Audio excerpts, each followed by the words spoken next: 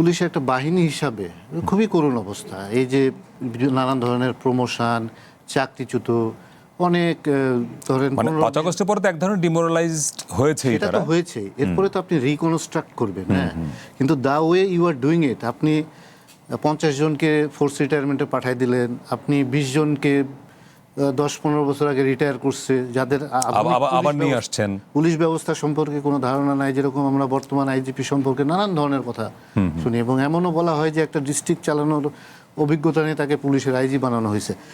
এই যে অবস্থা, ধরেন সিটিটিসি, আপনি চুরি ডাকাতির তদন্ত আর জঙ্গিবাদের তদন্ত এক জিনিস না।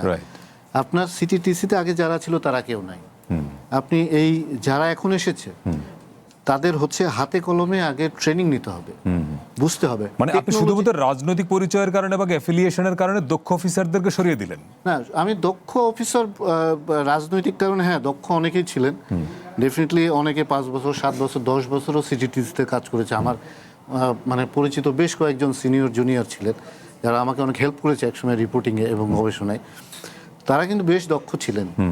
তো আপনি সবাইকে সরিয়ে নতুন একটা সেট আপ নিয়ে আসতেছেন, এই সেট আপটাকে কিন্তু আপনার ওই ক্যাপাসিটি গ্রো করার জন্য সময় দিতে হবে, 5 বছর।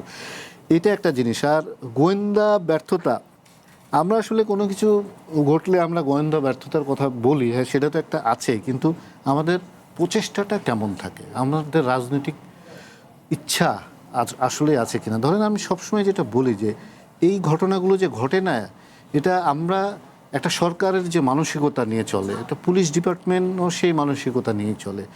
কোনো কিছু ঘটলে আমরা ওইটাকে আসলে সুষ্ঠুভাবে তদন্ত করে সঙ্গে জড়িত যারা তাদেরকে খুঁজে বের করার যে প্রচেষ্টাটা, এই প্রচেষ্টাটা কিন্তু কখনোই হয়নি। ধরেন জঙ্গিবাদের যে ঘটনাগুলো, সঠিকভাবে তদন্ত হাতে গোনা 2-4টা হয়তো মামলা হয়েছে, হ্যাঁ, এছাড়া কিন্তু অধিকাংশ মামলায় গজা মিল দিয়ে কোনোরকমভাবে আপনি জোর করে একটা চার্জশিট বানায় আপনি জমা দিয়ে দিলেন, যেখানে তথ্য প্রমাণ নাই, এখানে এভিডেন্স নাই।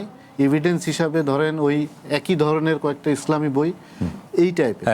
তো আমি যেটা বলছি জিহাদি বই, হ্যাঁ আমি জিহাদি বই, এবং আমি একটা মামলার ক্ষেত্রে, রাজশাহীর একটা মামলার ক্ষেত্রে পাইছি যে দা ভিঞ্চি কোড, সেই মানে ওইটাও জিহাদি বই, জিহাদি বইয়ের যে লিস্ট পাওয়া গেছে সেই লিস্টে দা ভিঞ্চি।